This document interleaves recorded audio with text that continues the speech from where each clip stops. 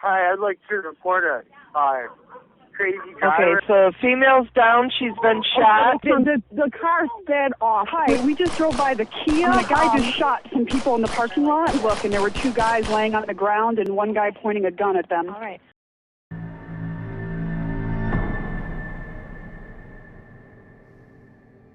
Viewer discretion is advised. In this episode's narrative, we look at the events of a night that shattered the peace of Kalamazoo in Michigan, how they unfolded, the manhunt, the lives forever changed, and the unanswered questions left in its wake. With all that said, let's get into the story. Jason Dalton began this particular Saturday, February the 20th, 2016, by doing nothing at all unusual. While his wife of 20 years went out with their 15-year-old son and their 10-year-old daughter, Dalton, 45, took their German Shepherd Mia for a walk. Then, hours before the shootings, Jason Dalton went to 3 different weapons stores with a friend, Bryan. This wasn't unusual for Dalton, as collecting weapons was one of his hobbies. At one of the stores, he purchased a black jacket with pockets designed to conceal a handgun. Though the store owner said Dalton was in good spirits during the visit, the friend who accompanied Dalton said that he was a little more quiet than normal during the trip. Dalton was an occasional customer at the same store, but never purchased a firearm there. Dalton was an insurance loss adjuster, but less than 2 weeks earlier he had also started doing some driving for Uber in his off time. The Daltons were doing fine, but he liked the idea of making some extra money. The plan was to take his family to Disney World with the proceeds.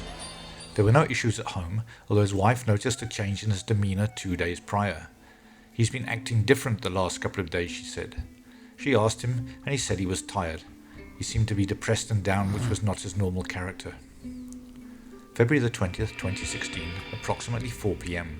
Matt Mellen requested an Uber pickup to drive him over to a friend's house. He was picking up his car, which he had left there the previous night. He was picked up at 4:21 by the Uber driver, who was driving a silver Chevrolet Equinox. There was a dog in the back seat, so Mellen sat in the front seat. The ride was pretty normal until the driver got a phone call. Apparently this call was from his son, asking what he wanted for supper. Once the call was finished, the driver started driving erratically. I just got passed by a silver Traverse going southbound on Douglas, probably every bit of 100 miles an hour. He was in my lane of traffic and then driving in. Did you get the plate, sir? No, he passed me so fast. Okay, southbound on Douglas at where? Headed past North Ave, headed towards Kalamazoo. So southbound Douglas at North? Yeah. All right, I'll let you know. High, every bit of 100 miles an hour. Okay, thank you. Yep, bye. Bye.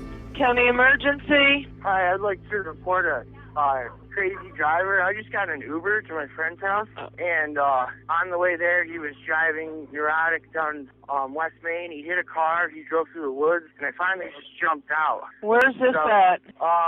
Where are you at? I'm on Huron Street, off Nichols. Okay. I got his license plate number when I jumped out of the car. Where'd you jump out of the car at? No, I mean, he stopped, because I was like, this is my destination, this is my destination. So I got out of the car, and it was like a block from where my actual destination was, but I just had to get out of the car because I was scared. He was driving 50, 60 miles an hour. He hit a car, drove through the median, and it was crazy. Okay, and this happened on West Main? Yeah. Drove through what median? Well, when we tried to go right onto Nichols, you know how it kind of, there's that yield sign, and there's that big patch of grass. He drove through that. Okay, just a second. Let me get your right place, okay? Stay on the line. Nichols area. 911, where's your emergency? Hi, I'd like to report an erratic driver. Where at?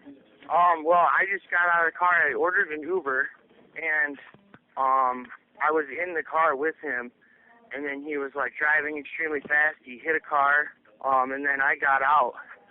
He dropped me off like a block from my destination. He wouldn't pull over and let me out. Where did he hit the car at, sir? On West Main Hill, like right by the Henderson Castle. He blew the stop sign, went left, and sideswiped the car, and then he kept driving. Okay. I need to transfer you one more time. I'm going to transfer you to the city because that's where the accident actually occurred, so hang on 1 second. Okay. City is going to be an erratic Uber driver. He was just riding with him, and they They sideswiped a car right in front of Henderson Castle. 911. Hi. I'd like to report an erratic driver. Where? I was just in the car with him. He was my Uber driver, and weaving in and out of lanes. He sideswiped the car on West Main Hill. He was driving to the median. He was driving like 75 miles an hour down West Main. I got his license plate number when I jumped out of the car. What's the plate, please? Okay, what kind of car is it? It was like a Chevy Equinox. What color? Silver. He had a dog in the back seat. He was my Uber driver. Like I had to get a ride back to pick up my car from last night. Mm-hmm. And on my way to my friend's house, like it started off normal, and then all of a sudden he just started driving super crazy, blowing stop signs. Did you want to talk to an officer, or you just want me to put out an alert over the radio?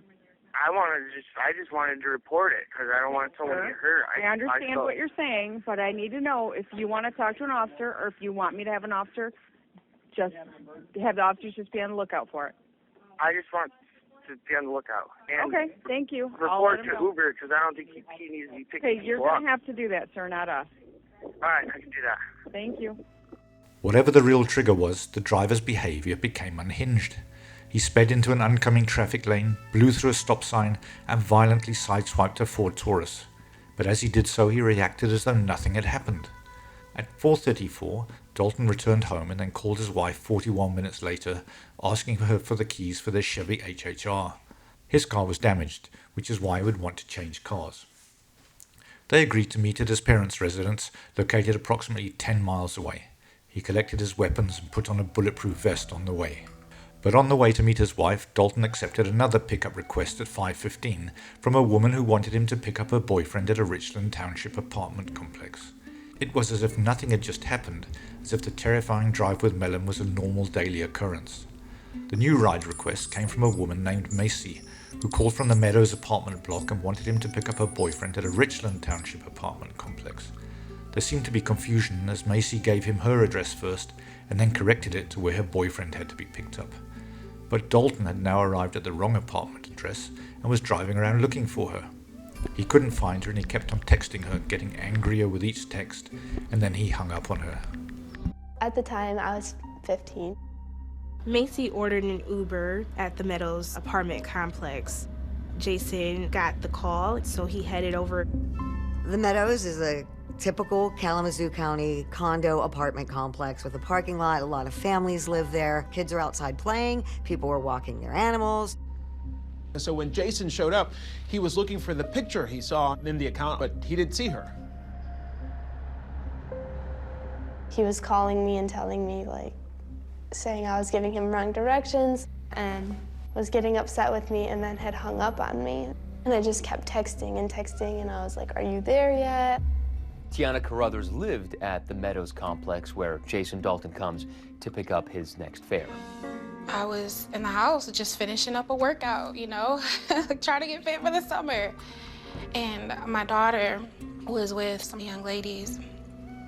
And they came in like, Mom, we really want to go over this girl's house named Joy. Can we go over her house? And so I was like, okay, I'll walk you over there. We'll go meet her mom.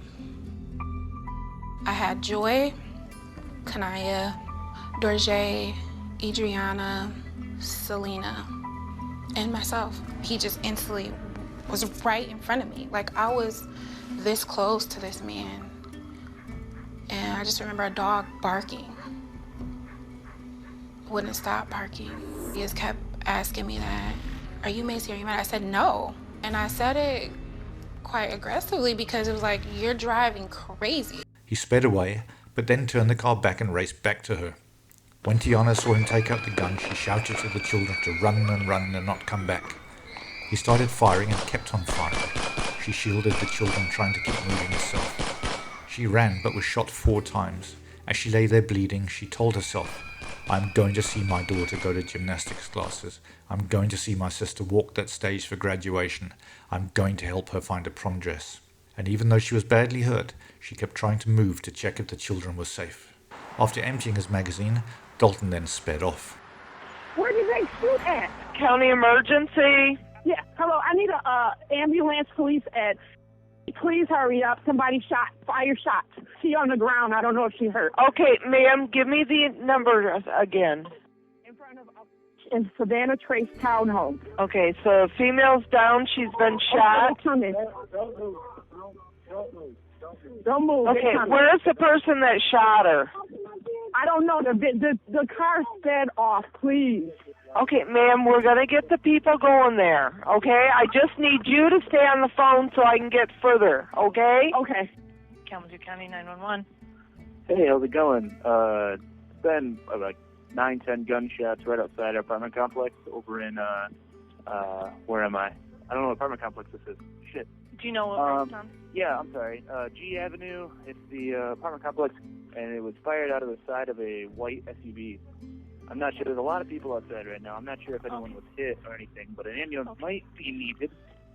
Okay, it sounds like my partner's actually. Yep, it sounds like my partner's actually on the phone with somebody who's involved in that.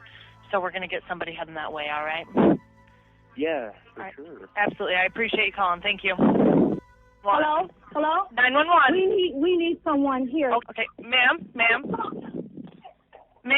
We need. Are you over here? Ma'am, you need to tell me where you are. Yep, we have deputies on the way. We have people on the way, okay? County emergency? Yes, I live in Meadows Apartments. Right, we've got the call on the female that's been shot. We've got people on the way. Did you see the suspect? No, I'm doing a hearing. I just wanted you guys to get Yeah, we've got people on the way, okay? So somebody has been shot then? Yes, ma'am. 6:05, approximately 20 minutes after the first shooting occurred, Dalton called Macy saying that he hadn't responded to her text and that he could not do the ride because something had come up. 1 minute after the shooting, Dalton's Equinox was seen driving through a red traffic light at an intersection approximately 1 mile away from the crime scene. It struck another vehicle and fled the scene, with the driver calling 911 to report the crash. Kalamazoo County 911. Hello. I needed an officer to come out. I was just involved in an accident where a guy ran a red light and hit me in an intersection. Over on G Avenue Gull Road? I believe, is this G Avenue? Yeah, G Avenue and Gull Road. Yep, right next to the Speedway. All right, and what's your name? My name is... Okay. Is that a good phone number to reach you? Yep, that is. Okay, and what kind of car are you in? A 2002 Maroon Impala, Chevy Impala. Okay, are you able to pull into the parking lot of the Speedway? Later on, Dalton apparently met up with his wife and kids at his parents' place in Comstock Township. He told his wife that a taxi driver in a Chevy Impala had sideswiped his Equinox, and because the guy was angry about losing business to Uber, he fired a shot at him. Dalton assured his wife that he'd already reported the incident to Uber and they were dealing with it. He even gave his wife a 9mm Taurus handgun, saying she wasn't safe at home without it. He also told her to skip work and keep the kids home from school. Dalton tried to leave in his Hummer H3 but couldn't get it started, so he took the black Chevrolet HHR his wife had been using. As he left, he cryptically mentioned that he couldn't explain what was going on, but it would be in the news. After leaving, he went to an ATM at 6:44, and then after driving around for about 35 minutes, he returned home and switched handguns. He hit the road again at 7:37 and carried on accepting Uber requests without any issues. Meanwhile, the 911 operators were receiving multiple emergency calls. An operator realized that there could have a connection between the erratic car trip that Mellen experienced and the shooting of Tiana. Mellen and witnesses from the Tiana shooting described a similar car and reported a dog in the back seat. The operator started calling witnesses back to get more info. Hello? Hi, my name's Caitlin. I'm with the police department. Did you just call in a hit and run, G and Gull Road? Yes, I did. Okay, were you involved? Yes, I was involved. You're involved. Okay, can you give me a really good description of the vehicle that hit you? Okay, so this woman was in front of the people that did it. They swerved around her or something and went through the intersection. I think it was like a silver Chevy Traverse or something, like a newer, like, that crossover kind of thing. Okay.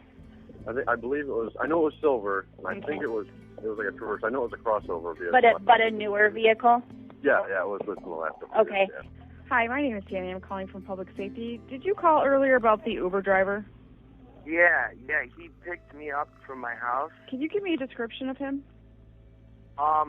He had a black glasses, mid-40s, white male, kind of salt and pepper hair, goatee, I believe, or maybe some facial hair.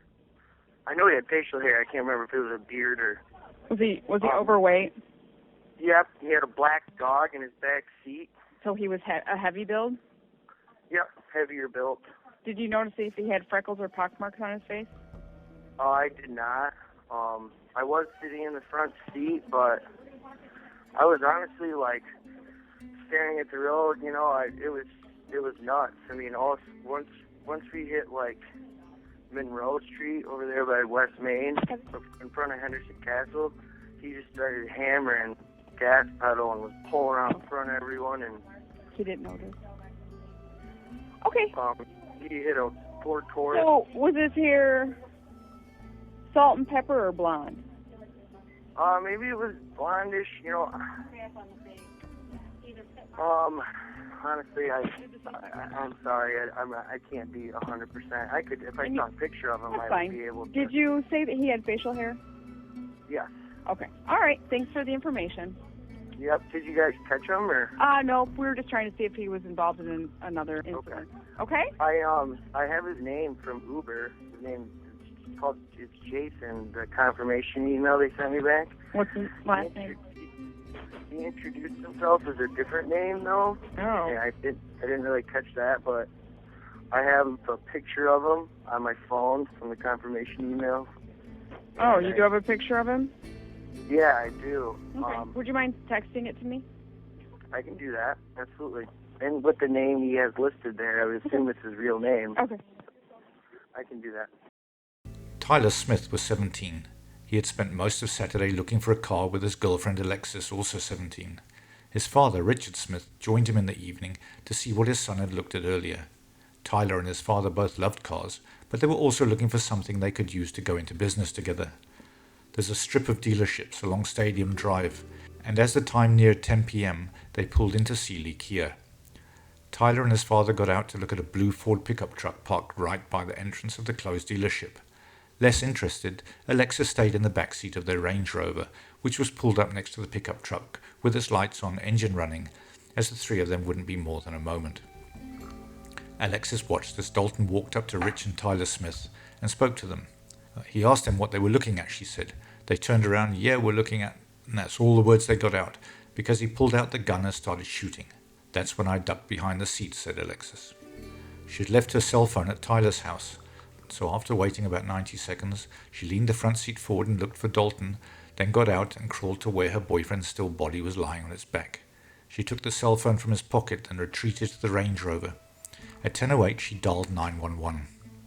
Across the street in a Burger King parking lot, additional witnesses recorded the assailant's hasty departure, and within a minute of the shots ringing out, one vigilant observer dialed 911. 911, where's your emergency?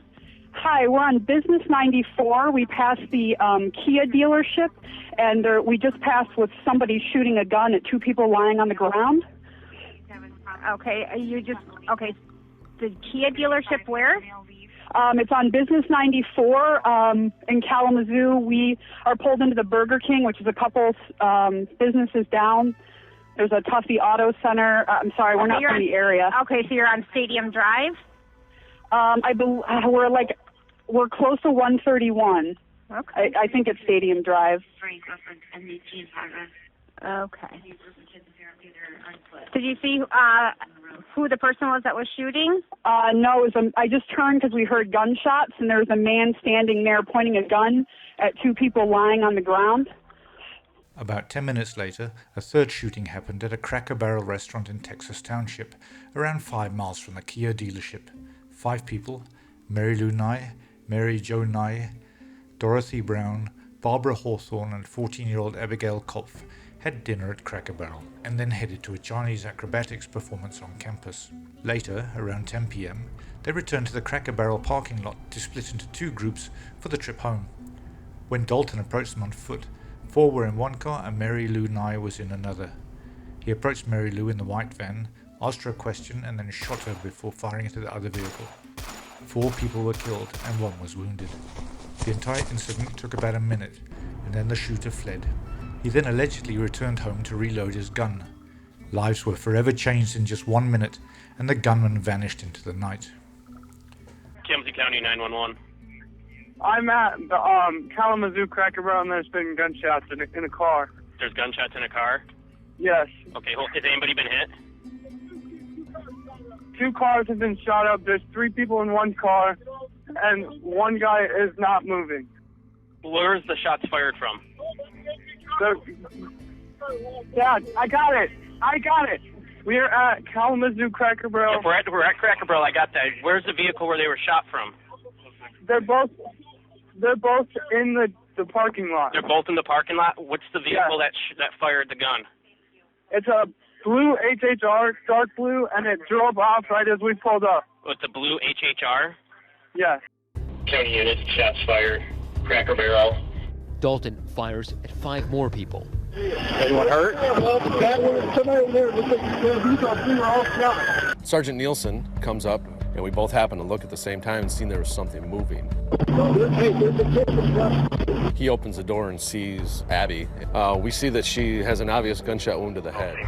As officers arrived at the Kia dealership shooting, they received reports of gunfire at the Cracker Barrel, leading to concerns about an active shooter on the move. After speaking to witnesses, they identified the shooter's dark Chevrolet HHR. They promptly shared a description of the gunman using security footage from the Kia dealership. The Kalamazoo Department of Public Safety issued a public statement urging residents to remain vigilant and report any sightings of the shooter and his vehicle. Numerous vehicle stops were conducted targeting those that matched the description, but no direct leads emerged. In an unusual turn of events, Dalton continued to accept Uber fares. He picked up passengers, dropping them off at the university campus and a hotel. Some passengers made inappropriate jokes, asking if he was the shooter, to which he denied any involvement. At 12:36, a police sergeant from the Kalamazoo County Sheriff's Office spotted Dalton and requested backup. They conducted a traffic stop at 12:40, leading to Dalton's arrest. During the arrest, Dalton was found wearing a recently purchased jacket from a gun store and a bulletproof vest, which he claimed was for his son, who served as an explorer for the Kalamazoo County Sheriff's Office. A handgun was also discovered at the back of his waistband. Notably, the police concluded that none of the victims from the separate scenes had any known connections to each other. It was reported that at least 30 rounds were fired during the shootings. Keep your hands up where we can see them!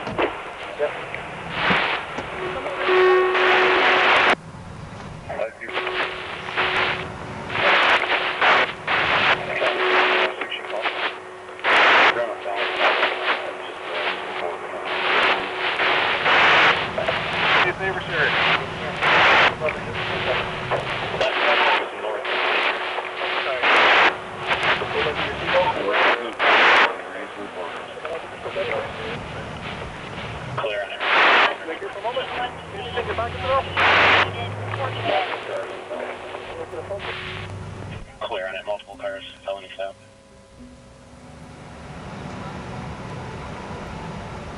Student registration of DA2696, DA2696. I don't think this is going to be us. Sample.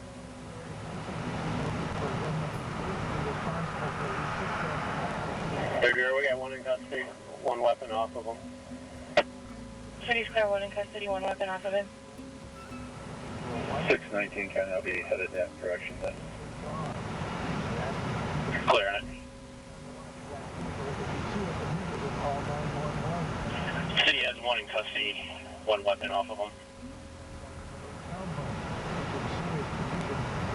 Figure out if I can get the units to shut down Wallbridge, head north, and picture north.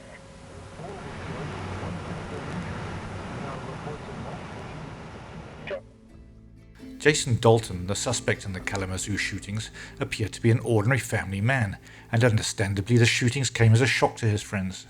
He had a history of being a good high school football player and excelled in various pursuits, from acing law enforcement exams to auto body work.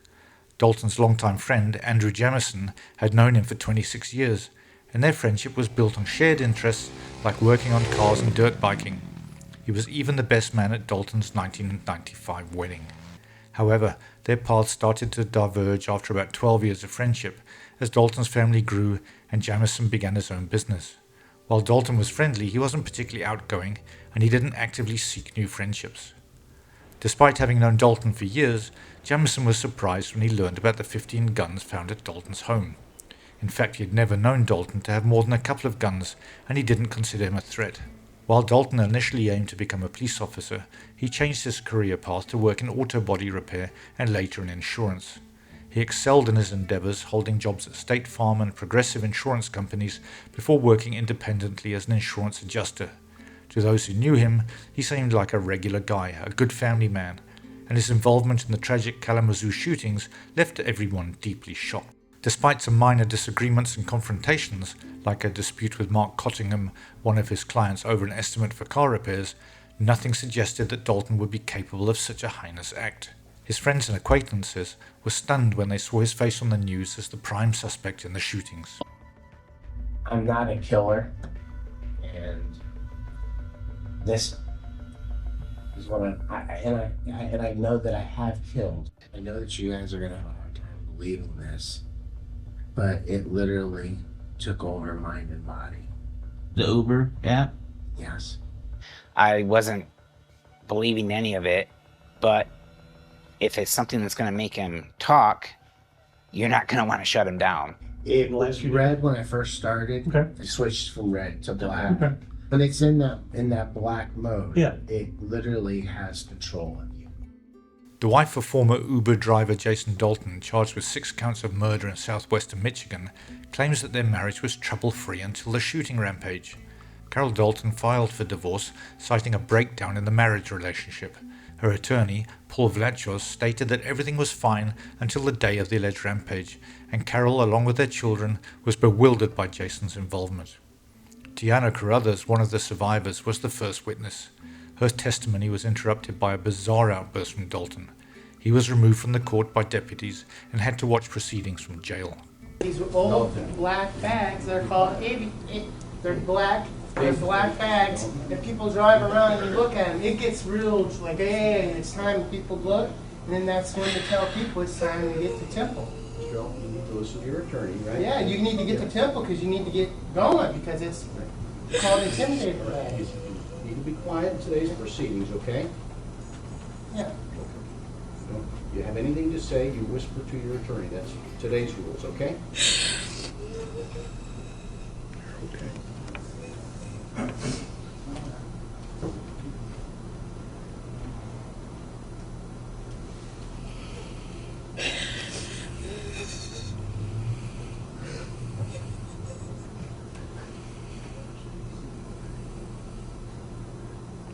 So, Ms. Carruthers, are you okay? Or do we need to take a minute?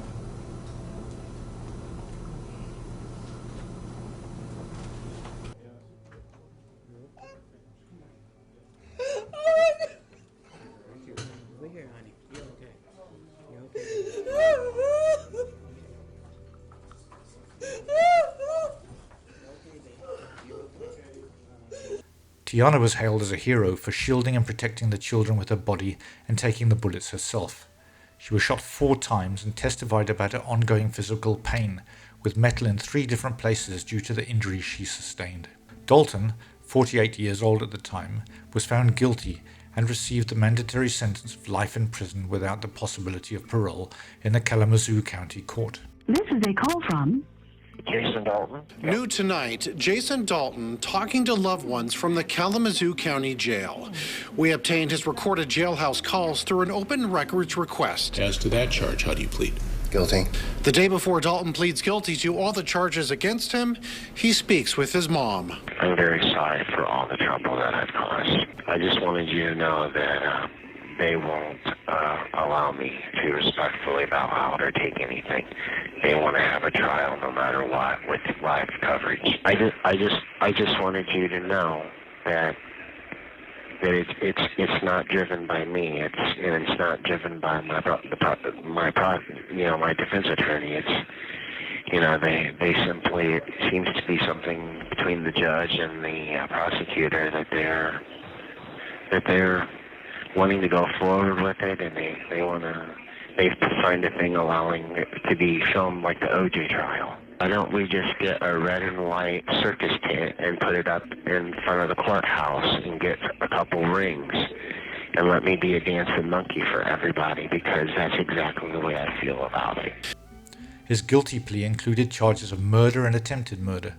The sentencing came after he pleaded guilty to all 16 charges on January the 7th, just one day before his long-anticipated trial was set to begin. Dalton is currently imprisoned in the Oaks Correctional Facility. Richard and Tyler Daniel Smith. Richard worked as a pipe fitter for over 30 years, spending most of his career at Pfizer. He married his wife Laurie Smith in 1992, and they had 2 children together, Emily and Tyler. Tyler was only 17 when he died, while Richard was 53. Tyler Smith, known as T to his friends, was born in Kalamazoo on April 27, 1998. He was a senior at Matawan High School and attended the Van Buren Technology Center for Marketing Entrepreneurship. He was known for his huge heart, infectious laugh, and for being a friend to everyone. He was a passionate soccer player, reaching premier level at age 14, and played with traveling soccer clubs. Emily, Richard's daughter, proudly considered herself a daddy's girl. She believed that there wasn't an aspect of her life that her father didn't wholeheartedly immerse himself in. Mary Lou and her sister-in-law Mary Jo were fatally shot at the Cracker Barrel during Dalton's last stop. Mary Lou, 62, worked at Emmanuel Lutheran Church's daycare center in Bridgman for 5 years and had a 30-year career with the Michigan Secretary of State. She was known for a deep love for children and a dedication to her work. Mary Jo, age 60, was a retired teacher at Calhoun Community High School and had significant accomplishments in her early career, including creating an adult literacy program in southwest Michigan. Barbara Hawthorne, age 68, from Battle Creek, Michigan, retired in 2008 after 22 years at Kellogg Company. She was also the grandmother of Abigail Kopf, who was injured in the same vehicle. Dorothy Brown, age 74, was in the back seat of Mary Jo Nye's Chevrolet Cruze when she was killed.